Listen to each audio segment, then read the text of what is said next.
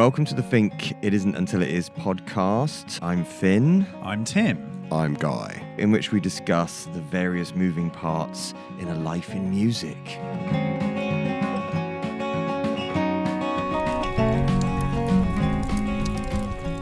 So, welcome to Season 4, Episode 5 of the It Isn't Until It Is FINK podcast. Yes, we're still in front of a roaring fire. We are. We're still in northwest Cornwall in front of a roaring fire. I think that's really apt for tonight's podcast fodder because we're talking about books and music and the consumption thereof. That's right. We're going to go a little bit Radio 4 for a book at bedtime. We are actually, this studio, among its other charms, is it's full of music books. It is full of music books, it's nice true. Collection of music books. So, I mean, I'm just looking over from here. I can, actually, it's got some really good general books, but I can see David Hepworth's autobiography, Uncommon People, from here. Yeah, I can see the John Peel one, Tom Waits. Yeah, there's a John Niven book. Anatomy of a Song. Yeah. And so on. We've all... Well, me and you, Guy's not joining us for tonight's podcast, unfortunately. Yes. Full disclosure, he's already in the pub. He is, because he decided that he hasn't read enough music books to warrant it. I don't quite believe him. I don't believe that either, but to be honest, Guy talking about books for an hour, it sounds like Guy's worst living nightmare, but sitting in a pub and drinking, what's it called? Slipway. Yeah. Is his favourite thing right now, and so that's completely fair. Yes. So it's me and you, and we love reading books. Absolutely. And I love reading music books as well. You, more than anyone I've ever met, has an insatiable and an incurable itch for reading books about music, which surprises me because it's what we do all day anyway. So it's kind of like Lewis Hamilton going home and playing Gran Turismo when he gets home. On his, it's kind of like, Yeah. It's like reading books about what you do all the time. But in a way, I also totally get it because there's so many insights that in our own small little way, we can kind of totally relate to. Sometimes I feel that I'm like looking for something. Like I'm actually searching for advice maybe, or just the kind of interesting way of doing things, or the kind of solution to a puzzle. I don't know. It sometimes feels like that, and sometimes I have too much of it, and I have to kind of stop and read something about something totally different. What's your sort of antidote? Is it a quick non-fiction, a novel. Something? Oh, a novel. It's normally fiction. a novel, complete fiction. And I'm on that at the moment. The last music book I read was on the American tour. I read the biography of In Excess. You did, which was actually really brilliant. So you did. And I don't think I've read a music book since then. But yeah, I do. I've got quite a relatively good collection of music books at home, I think. So if you had in your home, in your library, in your study at home, you'd have at least a shelf of music books. Oh, for sure. At least. Yeah, absolutely. Yeah. That's a full-on niche. Yeah. That's right there. That's a niche of books. Definitely, yeah. I've got lots of them, and I've also got some like reference books as well. Things like the Guinness Book of British Hit Singles and Albums. Okay. Some other ones as well. Some other ones. Yes. Well, that's because your taste is very eclectic and does also cover pop, especially early 80s pop that you heard as a child. Yes, that's right. Which you have a really weird knowledge of. It's very encyclopedic. Yeah. But yeah, so this podcast episode is about books and music. Yes. So and I'm also a voracious consumer of books. Yeah. And thinking about this podcast when I was kind of researching it, I realised I've actually read a lot more than I thought. Over the years. And you wanted to start this with a quote, I believe. Yeah, I got a great quote from Hunter S. Thompson, who isn't necessarily a writer that writes about music, but he is accredited with perhaps the most quoted, I would argue, literary quote about the music business from an author. Yeah. So let's start with that. So Hunter S. Thompson: "The music business is a cruel and shallow money trench, a long plastic hallway where thieves and pimps run free and good men die like dogs. And there's also a negative side."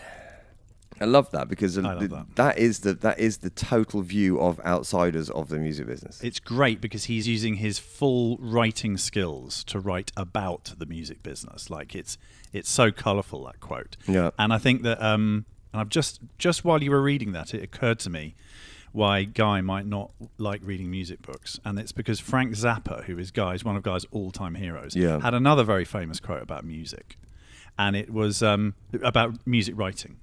And it was, writing about music is like dancing about architecture. Right. In other words, it's ridiculous. Why does anyone write about music? Yeah.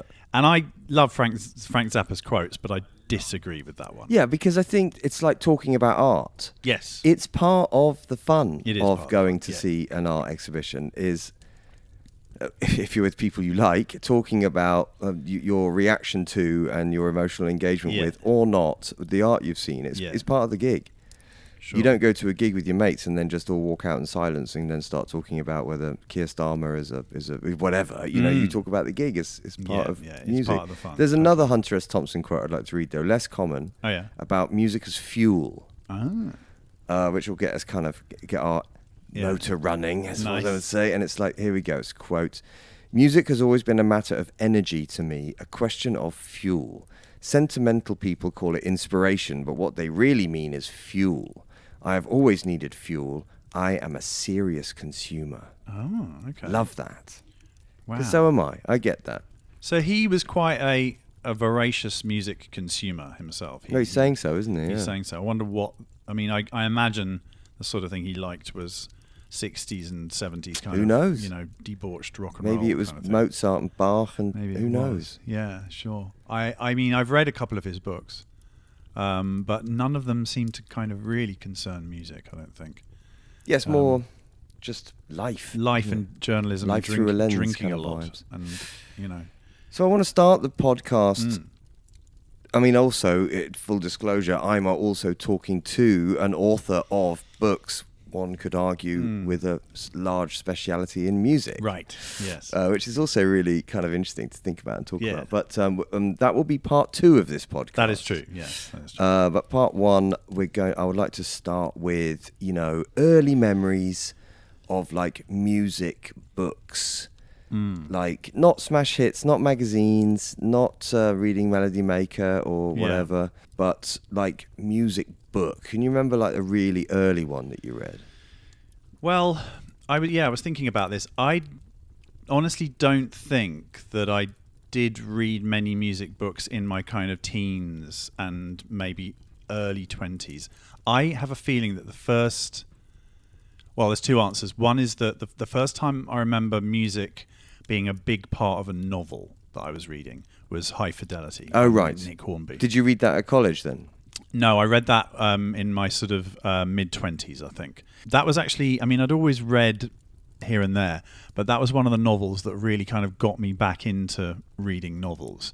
And I think one of the reasons was it's so packed with music. It's not really about music. It's a romantic comedy kind of thing. It's about his girlfriend. Yeah, sure. Yeah. But everything is heavily through the lens of a massive, ridiculous music fan. Yeah, absolutely. He has a record shop, all of that sort of thing. So that was definitely the first novel I remember. It was so exciting because it's the first time I'd seen like, oh, he's talking about Nirvana. Oh, he's talking about the Beta Band. Oh, that sort of thing. Yeah. And not just, the Beatles and the Stones and your usual subjects. No. There's actually modern examples. Yes. Great writing. Exactly. But I think maybe the first non-fiction music book I read was about Paul McCartney.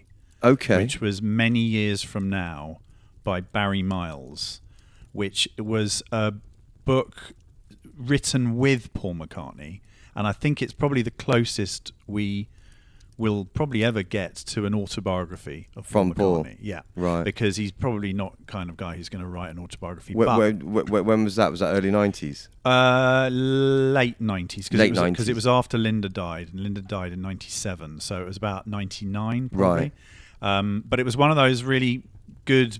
So the narrative was written by Barry Miles, and then there was big, chunky quotes from Paul, written kind of in inline quotes kind of thing. Yeah. And that was a really great That was one of the books that really kind of got me into the Beatles properly. Like, I Right. always liked them, but that was something that, I loved reading the kind of really in-depth stuff about them. It's funny because probably around that time was when they did that first kind of Beatles box set, right? Yeah, anthology, yeah. And that really got me, gave me an insight too. Yeah, yeah.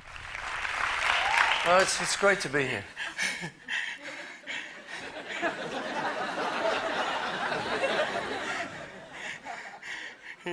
You remember when you were with the Beatles? Yeah, sure. That was awesome. Yeah, it was. Yeah. What about you? When was the first? Well, yeah, I was thinking about this too, and I haven't got any recollection or memory of reading any books about music because I was into dance music and there weren't any books written about that yet at that time. There wasn't sort of Adventures in Wonderland or any of these kind of post-rave sort of, misty-eyed So they came recollections of Shum and everything out. Yeah, they came a lot later. But I did study, my dissertation at college was about hip-hop music and culture. Right. And when you do a dissertation, for your English literature, actually mine was a history major by this point, so I was doing it. I needed books to back it up. I couldn't just go, well, you know what, Gangstar talk about this and Public Enemy say this. I needed, quotes from other writers. But at that time, you could borrow some books from the British Library when you did your dissertation. I think it was 2 or something for if you were at a normal place. And they didn't really have any on rap music because I wrote my dissertation in like 92, still quite early days. Sure. So I had to go to Amsterdam to an American bookshop. It was, I didn't need much excuse to go to Amsterdam in those days, but it was like, that was my excuse. And I went to an American bookshop to buy some American books on rap, and I bought like 2 important books for my dissertation. It was like Black Noise by Trisha Rose, which is like a kind of classic early hip-hop text. And It's Not About Salary, Rap, Race and Resistance in Los Angeles by Brian Cross, where they're not telling you anything you don't already know if you're into rap music at that point. Okay. But they are giving you quotables, as they might say in modern rap parlance. They're giving you quotables to put in your dissertation. It was like the first time I'd read an intellectual perspective on the culture I was in. Yeah. Like live. And I loved reading those books because they were talking about they're trying to get very deep and very wide into all the concepts and areas that rap discusses and sort of intellectualizing it. And although I thought, well, there's no point doing it, now I kind of really value that moment because reading those books and all the other books I read for my dissertation, for the researching my dissertation, it allowed me to think a lot more about hip-hop culture and rap culture as if I'm talking to people that are like university lecturers rather than my mates. It was really cool. I was very proud to have these books on my bookshelf. I guess you had to read some kind of broader cultural books as well to sort of compare rap culture to. Yeah, I read lots of excerpts and lots of books about sort of all the early like Gil Scott Heron and Last Poets and scat traditions and all work songs and so on and so on. You just couldn't find them anywhere in Britain? You couldn't. They were American because rap at that point was pretty much exclusively American. Yes, that's true. So and I didn't live in London, so and there was a really famous American bookstore in Amsterdam, right. And it was a huge store. Brilliant. And so I could order them there and go there. So those are like the first couple of books I read. I didn't read any music related fiction for a long time. After doing an English lit degree, you just I never want to read another book in my life, and I didn't read another work of fiction. I want to say for at least 10 years after I graduated. Right. I was just so done with it. So it might have been Kill Your Friends. It probably was Kill Your Friends, actually. Yeah. Because I did a lit degree, which is reading loads of fiction and pulling it to pieces, sometimes to say how great it was, and sometimes to say how bad it was. Yeah. And then on the other side, I did a history degree, which was massive, weighty tomes of non-fiction, where you're like, I'm just so tired of learning about stuff which has already happened. And I was just like you, I was really into the culture that I was helping to create at the time around me, like music and art and all that. And But yes, I would say Kill Your Friends was probably the first piece of fiction by John Niven that really, really got me back in. And that is a important book for me as well, because funnily enough, you and Sumit, our former manager, you told me to read it. Yeah. You recommended it. And I think I'd seen it on a shelf in a bookshop and thought, oh, that looks kind of trashy. And then I read it. And the thing about that one is that, which was very influential, is it wasn't afraid to get really into the weeds about the music industry. For sure. Like properly, not sparing you any detail of the way the business works, the way, deals work, all of that sort of thing.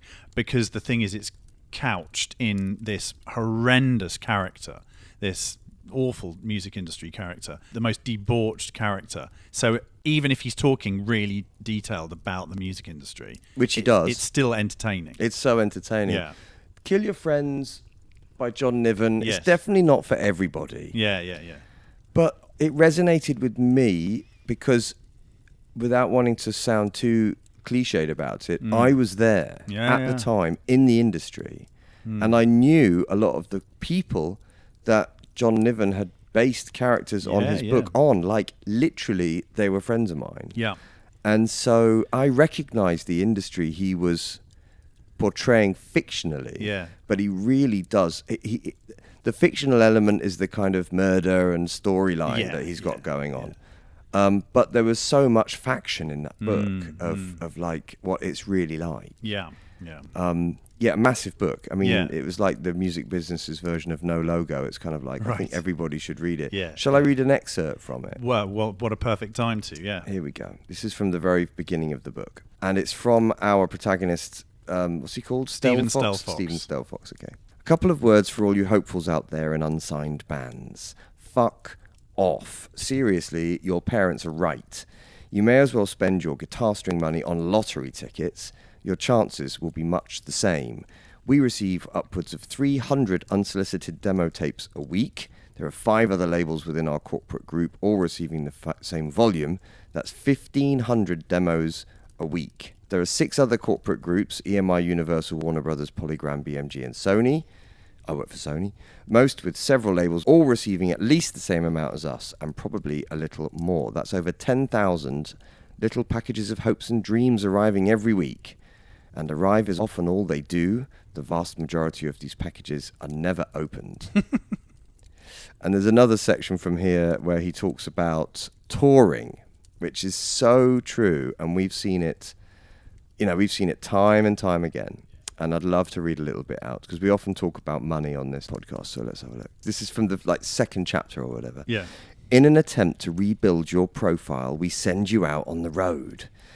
But you've got a record company behind you now. Why would you travel in a transit van like in the old days? So you get a fucking great tour bus the size of an aircraft carrier, 6 totally superfluous roadies, an outlandish catering company, a light show with the equivalent power of the sun, and of course you're still selling 0 records and playing tiny venues, so you're only getting paid about 500 quid a show. However, the roadies, aircraft carrier, catering, sun combo is costing something like $5,000 a fucking day. But hey, we still believe in the band, man, so we underwrite the shortfall. You play 20 dates, losing thousands every night, bringing your debt to us up to something like £500,000. Oh, and by the way, your $100,000 advance is now long gone. Where did it go? Well, let's see. Tax, 20% to your manager, huge legal fees, leaves maybe 20 grand. And you pay yourselves the princely salary of 200 quid a week. So it's like, oh God, it's so true. It's shocking. It is. When I read Kill Your Friends, I wasn't part of this touring musician life. I just kind of thought, well, yeah, that all seems really, really obvious. But it just so isn't. And it still isn't. No, I know. That is the young band's kind of mindset, isn't it? Just thinking, hey, we're signed. We can, the record company's going to pay for all of this. Yes, and they do, but so do you. That's one of the things about doing it for a while. You realise that it is not true. No, true that. But I love that book because the thing is, I think that 2 of the most important things about music writing, like fiction and non-fiction, is humour. I think you've got to make it slightly funny or funny here and there because it is a ridiculous industry. Like, it is preposterous, the idea that, I was watching that Metallica documentary. Oh, yeah, Some Kind of Monster. Some Kind of Monster. The idea that 4 people, who are kind of questionable in their morality and kind of organizational skills, are the head of a massive multinational organization like Metallica. Yeah. So it's a preposterous industry. So I think you've got to look at it with your tongue in your cheek slightly. Hey, it's Lars from Metallica here. I'm about to stick 50 grand up your ass. $1 at a time. The other thing is that it's got to have some kind of emotional core to it, because it's it can be very emotional as well. Not only are you writing songs, which often are about emotion, but you're also kind of you're putting your heart and soul into it, and it's one of those industries where you can get hurt really easily. If your mate who you're in a band with stabs you in the back and you split up, and again in the Metallica documentary when you saw Dave Mustaine, who'd only been in the band for about 18 months, 20 years down the line, he was sort of still really sad. Yeah, and so, Lars is still pissed off that people are still talking about it. He left the band, man. So you've got to pour that into your writing. Yeah. So well, sometimes it's not all fiction, is it? Of course, we've got biographies and autobiographies. Absolutely, and they're classic Christmas fodder. What am I going to get my dad for Christmas? Type moments with Dylan and Lennon and all the big food groups are catered for in this market. Yeah, definitely. But there's two types of paragraphs on this chapter, which is the difference between biographies and autobiographies. Two very different kettles of fish. Yeah. So let's start with biography, shall we? Yeah. Life overviews by someone else. Yes. Basically, isn't it? Yes. What's your kind of fave, do you think? What's up there for you? Well, I guess within that there's also biographies written with the sort of assistance of the person in question, or cooperation maybe, or ones that are completely unauthorized.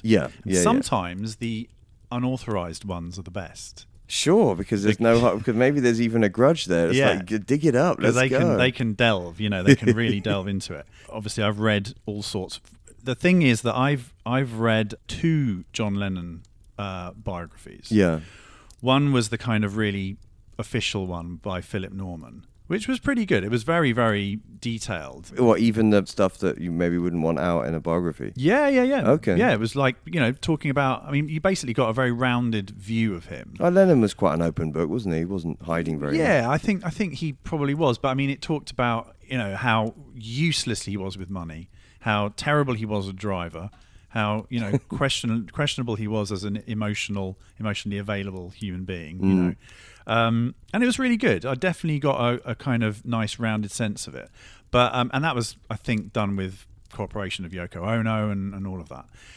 But actually, the most entertaining Lennon book I read, which was a few years before, called, and this title is not going to suggest the enjoyment of the book. Right. It was called Who Killed John Lennon? Oh, damn. Oh, no, I think I've seen that. Have you seen it? Okay. And it basically, the centerpiece of it is the kind of debate as to whether Mark Chapman did it on his own or he was actually like used by someone to assassinate John Lennon. Okay. So this guy who wrote the book is convinced that he is the latter. All right? Okay, but it doesn't sound like a very musical book other than our hero gets shot. Well, this is the thing. Within the book, within that sort of aim, is actually a really good picture of John Lennon. Okay. It managed to kind of get not the Beatles John Lennon, but the 70s era John Lennon. Right. It went into a lot of detail because what it was trying to do was it was trying to present him as a force of rebellion. Yeah. So it talked about the songs, still being really rebellious, like rebellious messages. Yep. Anti-government kind of things, Imagine is a protest song. Yeah, because it was trying to convince you that the CIA would be interested in erasing him, and I thought it was great. It was a really, really great. Wow, that sounds really cool. Yeah, it was really cool. Granted, it was probably one of the first music books I read, so if I read it again now, I might think, oh, this is a bit trashy. Yeah, but yeah, I've read quite a few. If we're talking about biographies, yeah. I've read a really great one about Phil Spector. Oh wow, Mick Brown tearing down the wall of sound. That was great. Oh, was it really? Really brilliant. Yeah, really, really detailed. And he did actually get a few interviews with Phil Spector, right? Who as you can imagine, was a fairly... While he was in before, prison? He was awaiting trial. Oh, bloody I think the book was largely written while he was awaiting trial and then published afterwards. So there was a kind of epilogue that was, he got... I mean, I don't know what's better in that situation, to wait for the verdict or get it out early. I mean, in this case, probably get it out before the verdict. I know, I think so. I mean, the two biographies I've got down for this podcast are... The one that had the biggest effect on me was I guess this Miles Davis biography, the definitive biography by Ian Carr. Oh, yeah. One, because he's called it the definitive biography, which is kind of a little bit arrogant, I think. But also because I really, really loved Miles Davis. I still do. I love the music. I love the records. I would definitely consider myself a fan of Miles Davis. Yeah. Having read the biography, though, which is a very warts and all portrayal of Miles Davis, you do come out with the same kind of emotionally unavailable drug addict who's incredibly difficult to deal with to everyone, not just the people on the side of politics that he doesn't agree with, but just like even his wives and his friends and his family. And it's like, wow. I came away from that Miles Davis biography and I kind of didn't listen to his music for ages. Right.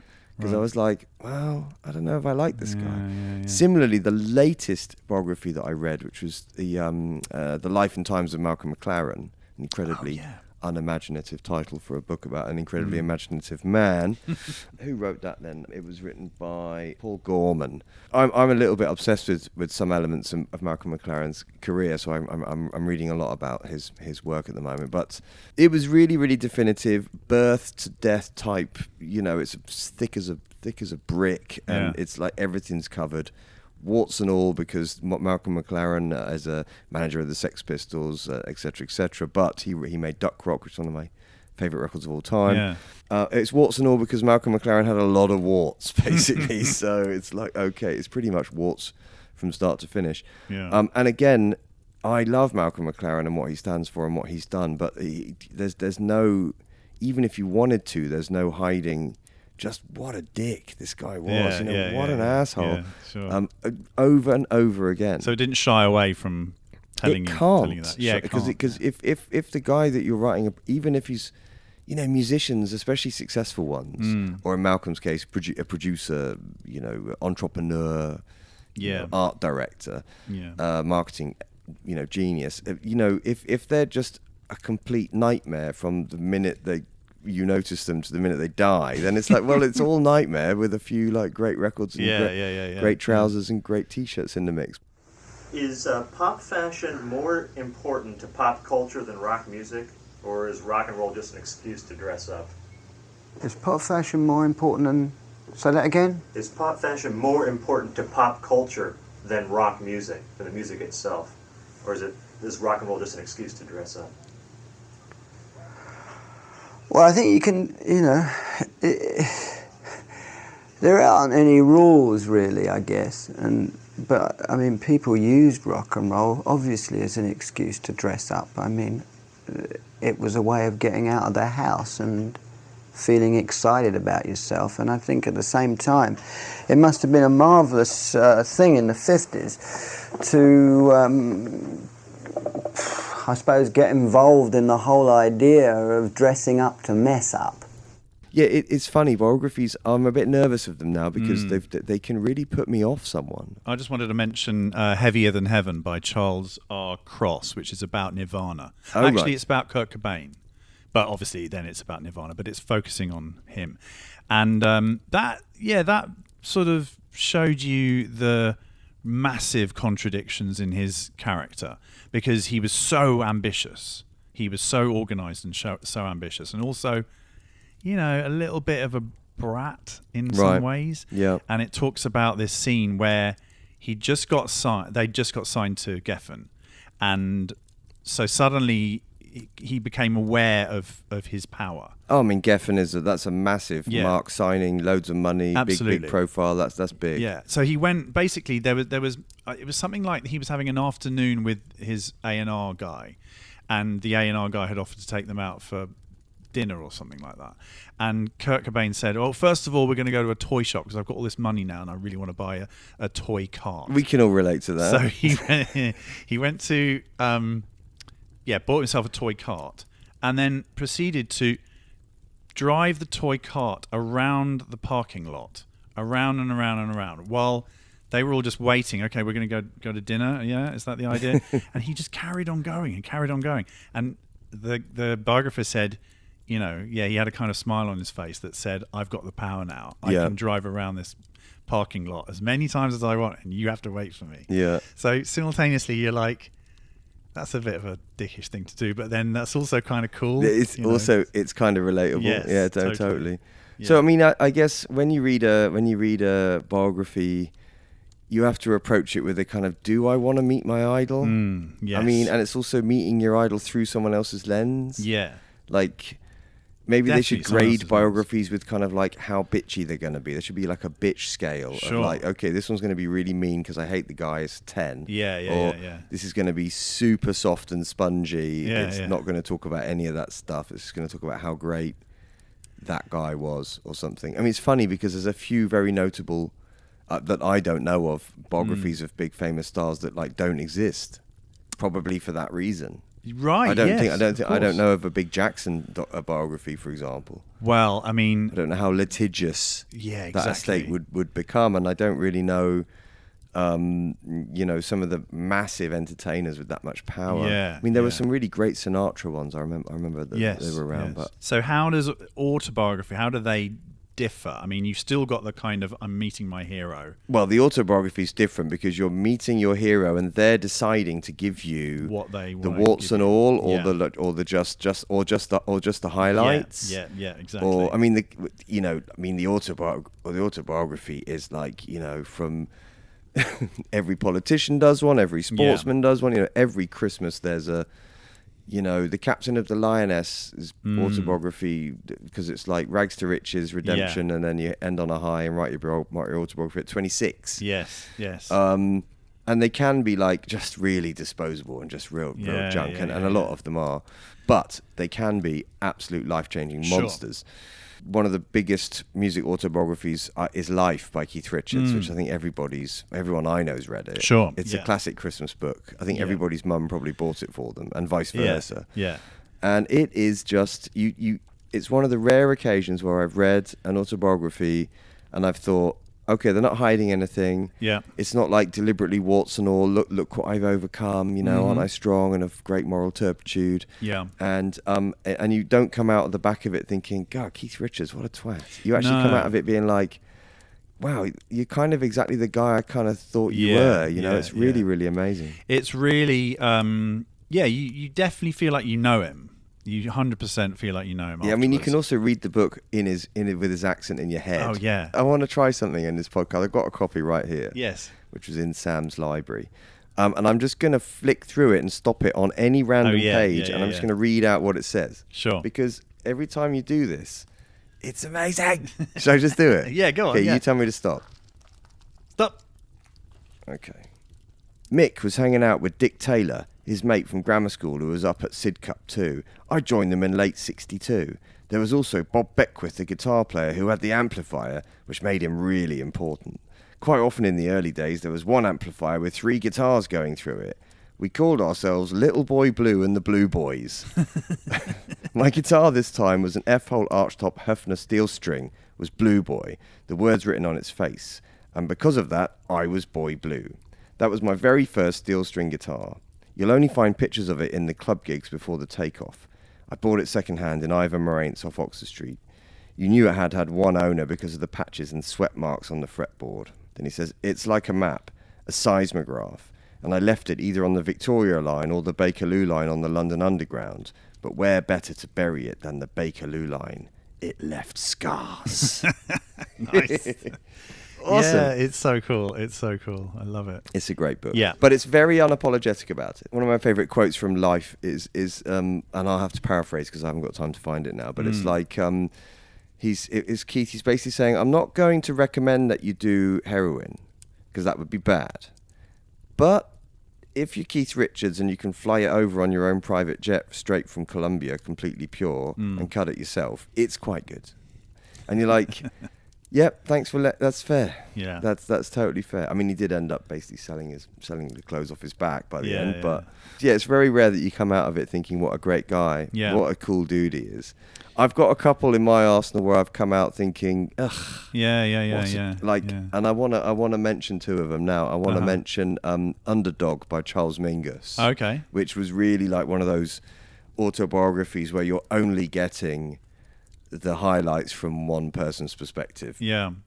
And it's just basically like a nonsensical love letter to himself, which I found really disappointing. I actually threw it away the other day. Right. What about you? Have you got any others? Yeah, a couple. The interesting thing I find is when you read three people's perspectives from the same. Yeah. So who have you done? So with I mean, then? who's a three-piece band apart from us? The Police. Oh, right. So you've read all of them. All have you? three. Yeah, wow, all dude, three. the trilogy. Yes, yes. So and Sting, it's kind of as you'd Copeland, expect. and Andy Summers have all written autobiographies. By far the best is Stuart Copeland. Andy Summers. Ah, right. Okay. Definitely, he is the most ironic, looking at it from a kind of taking a step back and looking at himself. Really, he's really hard on himself. Is he? Yeah. And he tells the story like it is, but with a real sort of ironic slant on the whole thing, but in a really interesting way. So the Police's meteoric rise was pretty rapid, wasn't it? Yeah, I mean, once it got going, it was. Yes, and then it was like meteoric, and then it was, just done. Yeah, right, basically. Yeah, 5 years, 5 albums. That's crazy. And they were done. What a 5 years that is. Sting's, as you can imagine, is very heartfelt, very earnest, very sincere, and he also does the kind of understandable thing of he tells the story right up to the point where the police kind of break, right, and then he stops, and he goes on to something else. Whereas Andy, you get the whole story of their whole career. But I mean, he was all right. It was pretty good, Sting's, but it's quite earnest, and you kind of want to get a bit more of him. But that's how I feel about Sting in general. Yeah, no, totally. I mean, Newcastle boy, from the ships at the end of his road and all that. It is very kind of it's getting very bucolic back there, and in Sting's sort of genesis story. Yeah, for sure. And what he did after the Police is obviously considered quite nice. Yeah, it's nice, a bit tricky. Yeah, definitely. Have you read David Byrne's biography? Has he done one? Yeah. Well, he hasn't done a flat autobiography, but he's done a book called The Bicycle Diaries, right, where he talks about going around the world and just riding his bike in various cities. Oh, that's so cool. It's really good, actually. And obviously within that he tells some stories about his life, but he's also written a book called How Music Works. Oh, that's fantastic. Which is good. Yeah. That's You've read really that, great. right? Yeah, that's really fantastic. And that's got some glimpses of autobiography in as well. What was that autobiography of that guy in the band who just ate at loads of really nice restaurants while he was on tour and wrote about it? That was Alex Kapranos. I haven't read it. There we go. That's right. I read that. That was fantastic. Have you? I'd love to read that. One of the best ones I've read was Luke Haynes from the Auteurs, who wrote Bad Vibes, Britpop, and My Part in Its Downfall, which is absolutely brilliant. Yeah. It is so sardonic and sarcastic and really, but like he doesn't stop to paint himself in a bad light as well. Right. It's so funny. It's almost like the tone of Kill Your Friends in a way, but it's real.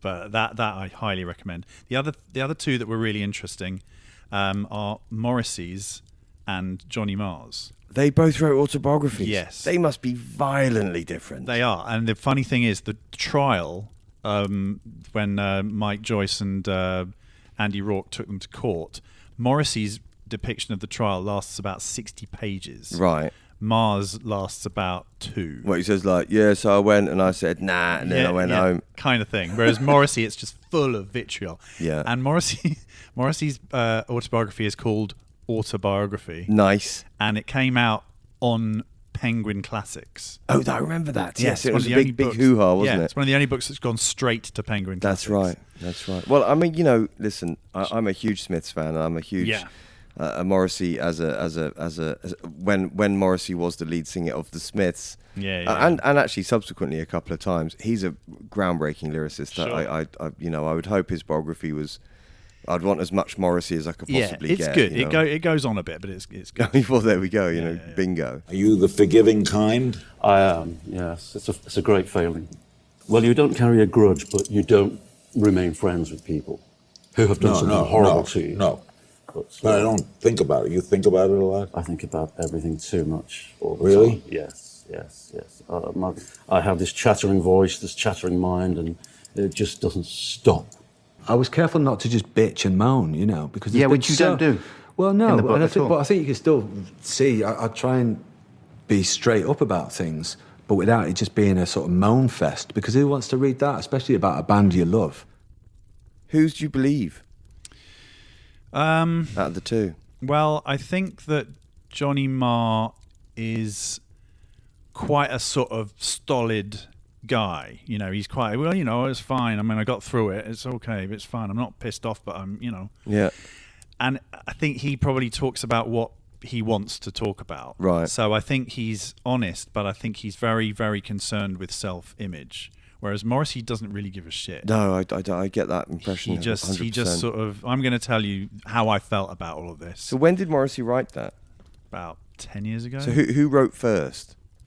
I think they both came out similar times. Wow, actually. That's just crazy to do. Well, do you think one of them started it, the other one heard about it, and started to pen as fast as possible? But the thing is about it is that they weren't, even though they're not together now, they weren't against each other in court. They were fighting on the same side. Right.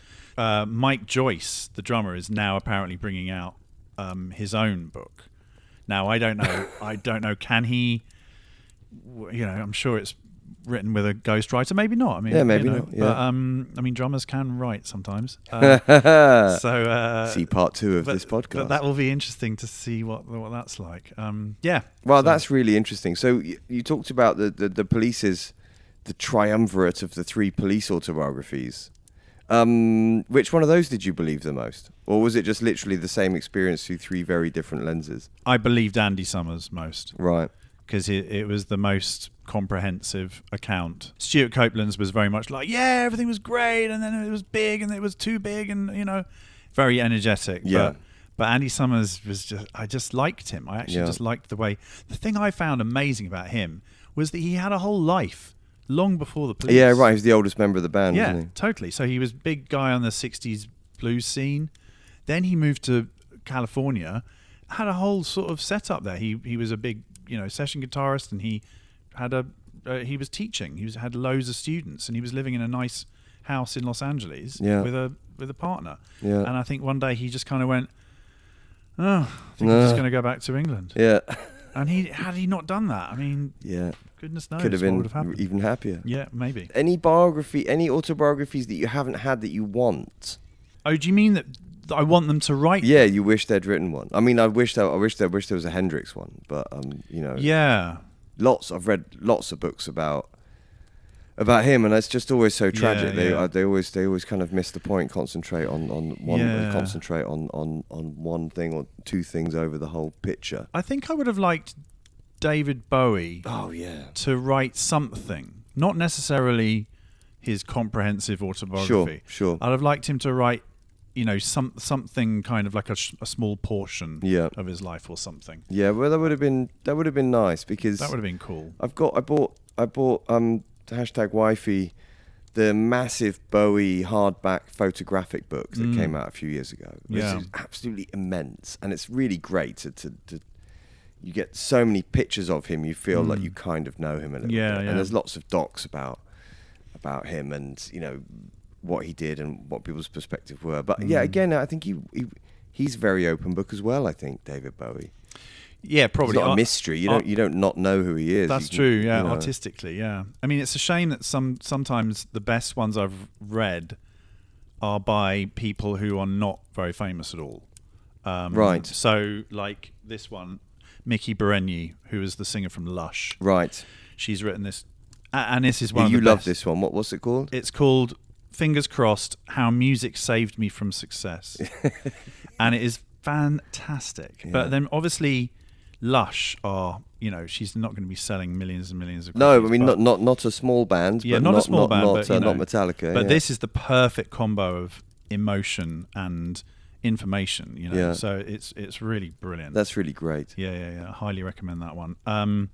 You know, and then the Luke Haynes one that I've mentioned, he's a sort of not a big pop star at all, but I think that's gained a bit of a reputation, that book. So it's funny because I was just thinking about as well as artists writing biographies, you know, lots of producers have written autobiographies. Yeah, that's as well, interesting. Yes, where they kind of, because being a producer, it's like being a doctor and writing an autobiography about your patients. You're really not really supposed to talk about it. Right. What happens in the studio? It's a very private place. That's true. And artists trust you with their thoughts and emotions and all that. Yeah. And it's kind of not the done thing for a producer to write a tell-all. Spill the beans. I mean, we've worked with a few producers who we have peppered with questions, and they've told us answers. Sure. I did read one that I thought was really interesting, again with the same kind of autobiography rules. At the end of it, I didn't think, wow, what a well-balanced, well-rounded individual, but I learned a lot about producing from him. It was Glyn Johns' one, biography, which I talk about a lot, because he produced some absolutely seminal records. I mean, he produced all the Stones, he produced the Eagles. Who else did he produce? Well, a bit of Beatles. Monsters, just huge monsters. And didn't he produce Zepp? Yeah, I think he did, early Zepp. He found Zepp, wasn't it? Something. Gave the Stones their first studio time, kind of a gig. And in his book, he gives you lots of insights on how to mic up a drum kit and how to behave and stuff. But he does kind of skips over the good stuff to talk about the projects that he's done. It was. I mean, it made a big impact on me, obviously, but I kind of came out of it thinking, all you've done is sit in a room and produce records your whole life. Right. There's not much else to talk about. The wife gets a cursory mention. The kids get a brief mention at the end. It's just a bit like, because I read Tony Visconti's. Oh right. And that's okay. It's quite slight, if you know what I mean. Right. It's sort of. I wanted him to go into the kind of nitty-gritty deeper, but he was some good stuff about him working with Mark Bolan, right? And some good stuff about Bowie. But it turned into one of those, and then I did this, and then I did that. Yes, that's very much like Glyn, and that's very much like the Keith Richards biography at the autobiography at the end of the book. Yeah, because you get through all the good stuff, and you're like, wow, and then the second half is like, and then I did this, and I did that, and then I moved here, and then I had lunch, and so on and so on. Yeah. And the Glyn Johns autobiography was a bit like that. That is the problem with a lot of autobiographies in general, I think. You know, the interesting bit is their childhood and they're coming up and trying to make it. Yeah. And then when they get success, it's like, then I did this amazing thing. But I've just thought of one that has a massive great sting in the tail. Okay. You'll laugh, but it's Phil Collins' autobiography. You've read that? Yes, I read that. You've read Phil Collins' autobiography? Yes, I have. You are unashamedly okay with your love of 80s totally. pop. It's called Not Dead Yet. I bet it was like 1986's best-selling Christmas book of all time. Oh, no, it was published about 10 years ago. Oh, right, okay, I'll take it back then. So the thing about this book is that, okay, so it's got all the predictable stuff. You know, I'm a child actor. I joined Genesis as a drummer and it's all good. And then, I become the singer. And then I have a solo career and all of that. Then becomes an actor. Absolutely. Again. Buster. Great film. And he was amazing in Miami Vice, for anyone who wants to dig a bit deeper. His episode in Miami Vice is work of genius. But then, at the age of about 55, 60, he becomes a massive alcoholic. And I didn't know this at the time. It just said, Phil Collins has given up drinking. And the quote was something like, a couple of bottles too many of wine in the afternoon while I was watching the cricket. And I thought, okay, well, that's fair. But no, he went into huge detail in this book. Right. And the best thing about it, I mean, it's horrible for him, but it provided an amazing sort of 3/4 mark of the book. Right. Because it wasn't all like, I'm rich and I'm doing this. It was just this awful thing that happened to him. Right. And it was pretty extreme. Does he talk about his love of Civil War memorabilia? A little bit. Oh, he does? Yes, a little bit. Yeah, he's got like a museum in his house or something, isn't he? And he sold it back to the, what's that big museum? The Smithsonian. Oh, did he? Yeah, he sold a lot or donated good a lot for to him. it. That's really the cool. Alamo. He had lots of stuff from the Alamo. Wow, that's super niche and really cool. Yeah. But that's a good one. I see. Yes. Okay, well, I fucked up, so... Sorry, watch me for the cue on that bit as well, the drop it. No, I just keep forgetting it. Yeah. Phil, we're just going to try something technically dubious here for a moment. If it does it too I much... won't notice, man. It's all right. It's all right, man. Well, we'll just stop, you know what I mean? I wanted to talk about, open the floor a bit more generally and talk about books which you've just really liked that don't necessarily fit into the genres we've talked about. Right. So maybe I'll kick off this section with this book, with a story about a book that I found on the street in the middle of an American tour when I was on my solo tour with Coles, the TM, in 2019. Right. Driving around America in a big Escalade called Bertha. And it was just me and Coles. And Coles was my TM, stroke handler, stroke merch, stroke penknife for the run. Yeah. And we had we'd never met before, and we had a lot of time on the road over a month's tour to talk about random stuff. Yeah. We didn't ever run out of things to talk about, but we were walking in the street and I want to say Toronto. Yeah.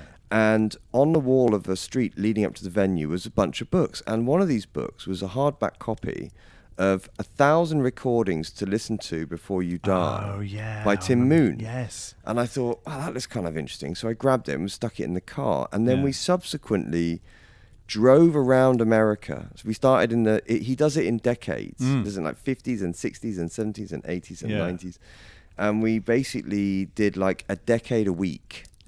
And started in the 50s, and it was really educational for both of us. Coles was much younger than I am, so her knowledge of 70s and 80s was pretty, sketchy. Yes, but her thirst to learn about it all was just as big as mine. It was just kind of because each entry in this amazing book, which is just an opinion, it's just like Rolling Stone magazine's 500 greatest songs of the 20th century. It's just it's just an opinion, a poll. It's not scientific. But he, with every song that he puts in this 1,000 recordings you should listen to before you die, he does a little synopsis, a little breakdown of it, almost like a kind of little reel. That's really cool. Pre TikTok reel about it. Yeah. And so you learn how relevant it was and who did it, or a little snippet, a little nugget of interest, and then you can go on Spotify and listen to it while you're reading it. That's really so cool. we basically read this book while driving around on the American tour. It was great. Because then you brought it on the American tour we just did. Well, Coles came to the Nashville gig or the Atlanta gig and brought it brought it along with the bookmark in it where we'd got up to when we didn't finished. Really use it, did we? We didn't. No, because we were busy driving and gigging. But it's that was such a fond memory. I was reading and listening to a book with someone else at the same time. It was really cool. That's nice. That's really cool. The book I'm thinking of in this kind of general broad is the one you've got over there, which is the John Peel book. Well, this is a book that we're both absolute. You introduced me to this book, even though I am a massive Peel cult member. This book is one of the greatest music books I've ever read. It is really genuinely brilliant. It's called Good Night and Good Riddance by David Kavanagh, who's no longer with us, unfortunately. And the suffix is how 35 years of John Peel helped shape modern life. Yes. Couldn't agree more with that statement. Yeah, completely. So do you want to just run through the unique premise of the book? Yeah, so what he's got basically access to most of, if not all, of John Peel's shows, recorded and archived. And what he's done is he's gone through, he doesn't listen to all of them because that would be ridiculous, but he's kind of picked, I think, almost at random. He's probably written a plan of times and dates to kind of go for. He's obviously earmarked the beginning of punk to have a few exactly shows to listen to. He kind of goes for big days in British history, like the day of the Queen's coronation or something like that in 1977, or days where nothing, like a really bland day, it's Tuesday in 1983 and it ... That's it. And I used to listen to John Peel's show whenever it was on when I was a kid. I'm a huge fan, and some of the shows I listened to were in this book. It's really wonderful. It's kind of basically showing what was going on in British culture at the time. Yes, there's a little section of the current affairs. Yeah. And then what he played in terms of, and often what Peely was playing was Yeah. very political records, very zeitgeisty, Yeah. cutting-edge underground stuff, which was reflecting Yeah. what the underground was thinking. Yes. And the disconnect is often completely startling and wonderful and enriching, and it really is. And then he describes the show. He describes the show, each episode he listens to. Yeah. And some of it is so moving. Yeah, really. Particularly towards the end, Yeah. when it's his last show and all that. Yeah, but what I loved was when you're coming up to a movement. So punk is the obvious one. So you get to sort of like November 1975. Well, I'm going to read an excerpt from Are from his the two punk shows. Right. Okay. The two very famous. So I won't give it away. Yeah. You can give it away. And then But I mean, what happens is, because he talks, I think he lists all the records that he plays, or most of. In that show. The shows are quite long. Yeah. And so he talks about the key tracks that he plays, not track listings. So what you see is like little records from the movement creeping in. Yeah. And so you know it's coming. Yeah. So you see one. Oh, there's one in like November 1975. Yeah, like David Kavanagh will say, and on this Tuesday night he played a track by this new startup group called the Sex Pistols. Yes, It was their first UK play, and you're like, yeah, and exactly, no and way. then 4 months later, it's like it's wall to wall punk, the show. Yeah, it's so cool.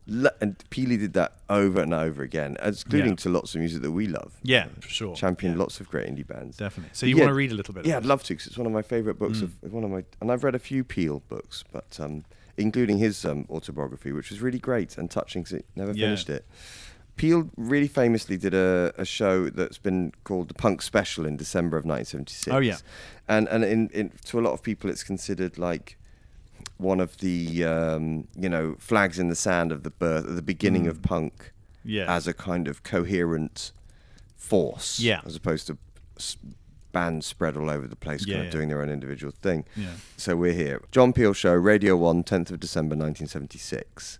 Then he lists the bands that were played: The Damned, The Seeds, Iggy and the Stooges, Eddie and the Hot Rod, Richard Hell and the Voidoids, Television, Per Ubu, The Saints, The Sex Pistols, The New York Dolls, and The Ramones. Amazing. And then you get a little news flash. Betty Williams and May Reid Corrigan, two women from Belfast, who founded an organisation to campaign for an end to the Troubles in Northern Ireland, are awarded the Nobel Peace Prize. Wow. And then I'll read the extract from David Kavanagh's section. 9 days ago on live television, punk rock ceased to be an abstract concept. Appearing as last-minute guests on Thames TV's regional news programme Today, the Sex Pistols unleashed a volley of obscenities at the presenter, Bill Grundy, at a time when many families were sitting down to their evening meals. The ensuing furore went far beyond the news pages of Enemy and Sounds.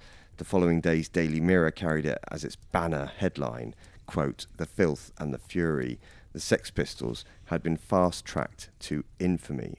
Though the encounter with Grundy was seen only by viewers in the Greater London region, Britain's newspapers have assessed punk rock as a national scourge, and each new day sees more dates of the Pistols tour cancelled. Caerphilly in Wales is going ahead, but a preacher and a delegation of carol singers will stand outside the venue, threatening damnation for anyone who goes in.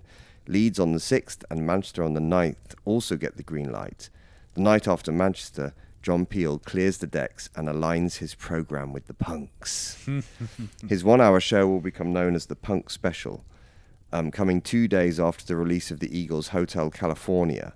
It doesn't quite draw a line in the sand, but it certainly throws a cat among the pigeons. As a general point, Peel argues tonight that punk bands, quote, bring an injection of energy and crudity into a rock scene that's been painfully smug and complacent during the last few years. He's been saying since 1973 that generational renewal is essential.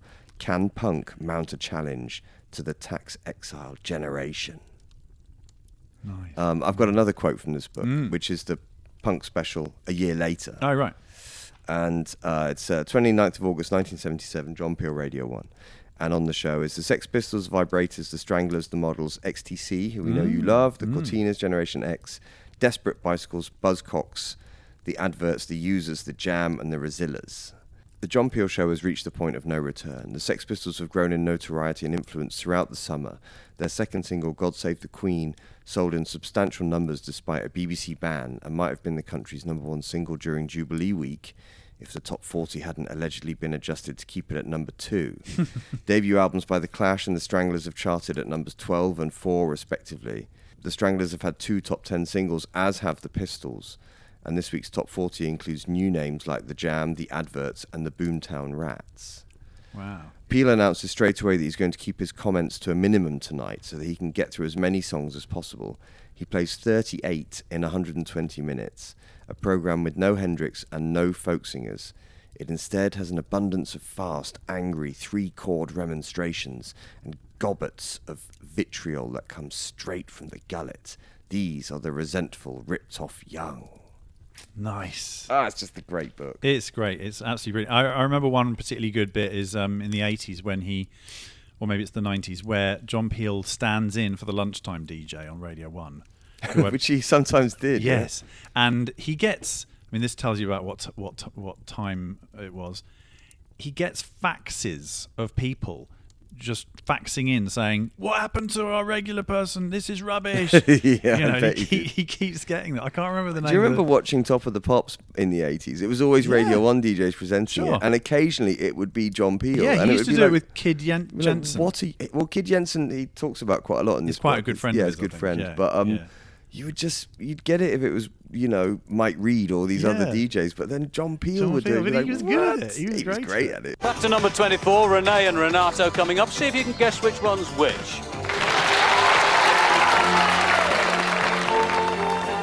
What an achingly lovely melody. Renee and Renato. I think I'm going to have a word with them after the programme. Now back to the chart. It's a fantastic book, and it's really good because he's not talking about John Peel. He's just talking about a radio show and how influential music can be. And radio is another love of mine. It's very difficult to write a book about a radio show. Sure, I know. Well, he's managed it. It's a very it's a wonderful book. Lovingly written. Good Riddance. Yeah. Good Night and Good Riddance. By David Canada, highly recommended. I think that's one of my favourites. So. That's our. We could talk for ages on this. We probably will keep talking when we turn the mics off. But this is like part 1 of a two-parter. Yeah. So the second part is I'm going to be interviewing you or talking to you about your career, about music, your no side projects, Kyle. Your side hustle of being a published novelist. Yes. There's books about music and other things. Exactly. Which is really, really cool. Yes. I can't wait to talk to you about. All that. I know that's going to be fun. So we'll do that. That'll be we'll do it tomorrow, but. You will hear it in a couple of weeks' time. Nice, cool. Nice. Well, thanks. What a pleasure to romp down memory lane. That was great. Thanks for listening. What are you reading right now, just out of interest? Right now, I'm actually reading a novel by Colin Tobin called Long Island. Nice. Which is pretty good. He's an Irish fiction. writer. Yeah, he's pretty cool. Nice. What about you? Found a book at my parents' place, actually. It looked way more interesting than the books that I brought with me. So I'm reading The Plumed Serpent by D.H. Lawrence. Okay. Not a massive Lawrence guy. He was one of my A-level hatreds. But actually, his prose is mega. Sure. And this is a really cool kind of adventure travel type, mystical religion type situation. Lovely. And, of course, Lawrence lived here in Zena for a while. Oh, that's In fact, I think he finished Sons and Lovers here.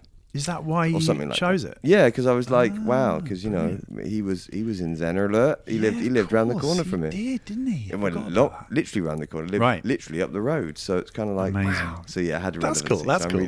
That's a good reason. Nice. All right. See you next week. See you next week. Thank you. Bye.